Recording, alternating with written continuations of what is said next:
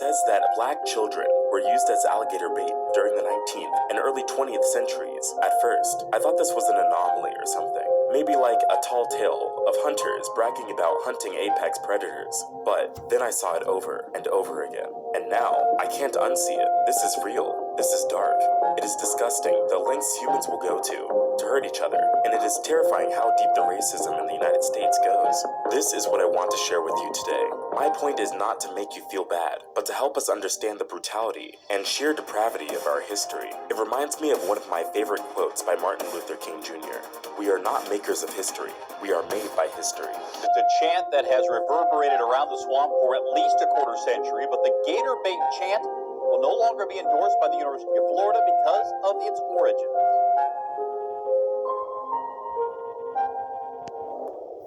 Back in 2020, the University of Florida banned its band and athletes from using the gator bait cheer. This was a part of a larger initiative to remove any symbols or association with the cheer's racist history. In 1996, after winning against their rival Florida State University, Lawrence Wright said, "If you ain't a gator, you must be gator bait."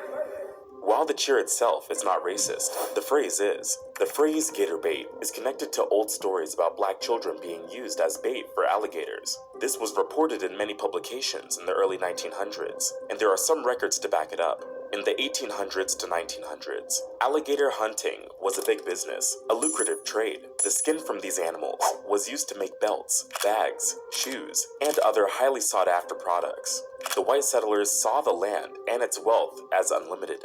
So, they would continuously deplete its resources, whether that meant mining, agriculture, or hunting wildlife. Crocodile and alligator hunting was a highly popular sport in the late 1800s and the early 1900s. Among all exotic leathers, both alligator and crocodile skins were very expensive and well-liked products. But the only way to get these skins was to hunt wild animals. And since the demand for the raw material went up, the rich were willing to pay good money for it. This meant more and more people were eager to take the deal. In the 19th century, people used rifles, muskets, and shotguns. Now, I'm not talking about the fast-loading, quick-shooting type of weapons we use today. This is 19th century technology that uses simpler and older mechanisms. In most cases, you would have to load the muzzle with gunpowder before you could aim and shoot. A lot of people, without military experience, could only manage to shoot 2 shots per minute. Some weapons that use the mini-ball, which is a low hollow-based bullet, were made to load faster. But even with weapons such as these, alligator hunting was never easy.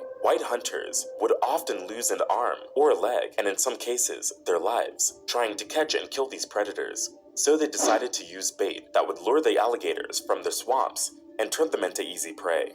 But this was no ordinary bait. Some say small black children were often used as bait to catch these apex predators. This might have happened in Louisiana, Florida, and any other parts of the South. White men would come to steal the babies, sometimes in broad daylight, at other times, when the mothers weren't looking, and take these children to the swamp, put them in pens, or tie them with a rope and leave them right next to an alligator's den. In a matter of minutes, the alligators would come out and go after their prey.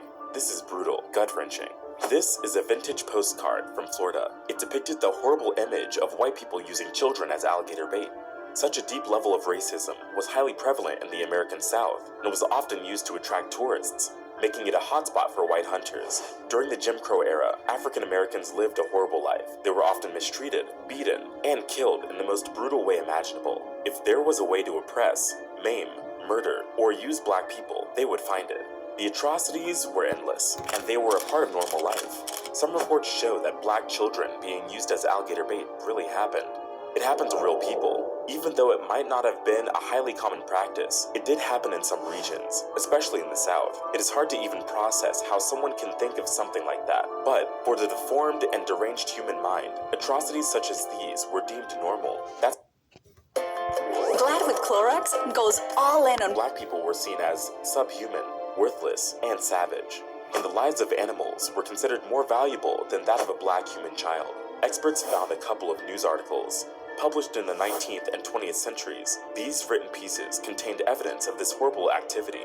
The children who were used as bait were probably not infants. They were taught to run out, sit, or make noises, just at the right moment. When the alligator would burst out of its hiding place, the hunters would shoot. This created the perfect opportunity to catch the alligator off guard. Here's an article from the Washington Times from 1908. The word pickaninny is used to refer to a black child. This was a stereotype used to demean black children. White people used the term when they wanted to talk about something almost inhuman, unkept, and filthy. It was something dispensable. This was a common depiction even in popular media. The article talks about a zookeeper sending 2 black children into a paddock with more than 25 alligators and crocodiles. The hungry reptiles started chasing the children. This was a tactic they used to lead the reptiles back into their tank so that the tourists could view the animals in the summer. But there is more. Here's another article, this time from Richmond Times-Dispatch, issued in 1919. Here, in this mini story, we can see that the white community was not really happy with Florida authorities' decision to ban the use of African American children as gator bait. Then, it goes on to mock these children as if it was their fault for the sudden disappearance of alligators because they supposedly ate the pickaninnies and had digestive problems as a result. This is just vile. Here's another article from St. Louis Republic, published in 1902. This one described all the floats featured in the Veiled Prophet Parade of the city. The Veiled Prophet organization was a secret society established by a former Confederate soldier. He organized this parade to depict the history of the Louisiana Purchase. Float number 15, titled Plantation Life in Louisiana, showcased a scene where a massive alligator was depicted devouring a chubby young African-American child. Articles were not the only forms of content that would cover this horrible imagery of alligator baits. There are also postcards, branding, posters, and memorabilia, all providing the exact same thing. This is a postcard, and it is one of the many examples that show black children being used as alligator bait. In the United States, these early postal cards were the text messages of their time. They were cheap and practical to make and could reach a wide range of audience. At the time, they were meant to be mailed as commercial ads. Many of these postcards were printed with small designs or sketches called vignettes. They had a message on the side. At first, the cards were made just in black, but in time, they became increasingly available in color. The many surviving examples of such postcards tell a horrendous story. They were meant to address the people willing to use the lives of black children to collect a prized commodity, alligator skin. The white hunters were using human blood and flesh to lure monstrous crocodiles and alligators. To prepare for the activity, it is said that some white people kidnapped black children, tied them to a string, and dropped them in the swamps. Others would get groups of children and order them to stay over the alligator swamp, near the open mouths of hungry alligators. These children were fed to the predators whole. This is a documented event that can also be seen in old artifacts, such as product packaging and knickknacks. Here is a classic example of household ornaments that were sold in areas where alligator baits were deemed a tourist attraction. At the time, the shelves in stores were covered with these decorative objects. These antiques come in bold colors and highly intricate designs that don't shy away from America's brutal past. Many of these trinkets are displayed in the Jim Crow Museum of Racist Imagery. This was a system built upon itself to create and keep a society stuck in a vicious cycle of racial hierarchy. The gator bait was also included in popular rhymes and songs. Take The Mammy's Little Alligator Bait by Henry Wise and Sidney Perrin, for example. This lullaby was published in 1899. The lullaby teaches readers to sing and play a song about the gator bait. I can only guess who was reading it, probably white children. The lyrics are relatively simple and easy to follow, and the music appears to be easy to perfect. I can't even imagine to what lengths did white parents go to shape and corrupt the minds of their children, filling them up with ideas of pure hatred and racism, even before they were ready to understand right from wrong. Here's another example, this time, a poem. This one gets to the point right away. It describes how a white hunter can't find a standard bait to catch a crocodile, but there are some black children playing around, which can serve as the perfect replacement. He can place the child on a hook and leave it to dangle over the swamps. The hunter waits, and the tempting bait does its job, and then swoops in for the kill. There's another book called Amos that talks about an alligator and black children. This book was published in 1957 in New York by the Comet Press Books. In this story, 2 young children of African American descent, called Buttercup and Amos, are playing in the swamp. They meet a crocodile named Snip Snip, and the 3 become best friends. Now, this plot is the complete opposite of what we see in other stuff. The children play happily with the crocodile, and there's no tragic ending. In the book, Amos and Buttercup embarked on an exciting journey alongside Snip Snip, even riding on the crocodile's back. The trio ventured into a cave where Buttercup fell frightened while Amos remained overly trusting. Inside the cave, they discovered Snip Snip's baby resting amidst a pool of treasures. The two friends named the baby crocodile Nip Nip. Towards the story's end, Snip Snip kindly offered to give Amos and Buttercup a ride back home. In return, the crocodile mother asked them to keep their friendship a secret while promising to share her treasures with them. The story had a happy ending since no one met a tragic fate. However, the story did focus on classic stereotypes. The narrative did associate black children with dangerous reptiles, even if it didn't explicitly use them as bait.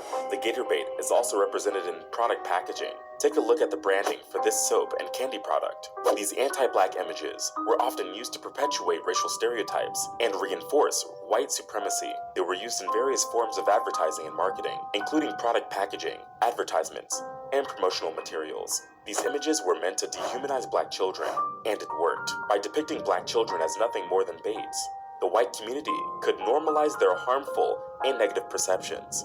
This was used to convince people that these children had no rights and didn't deserve their respect. It was a way of normalizing and promoting behavior that would deny them basic human rights and dignity.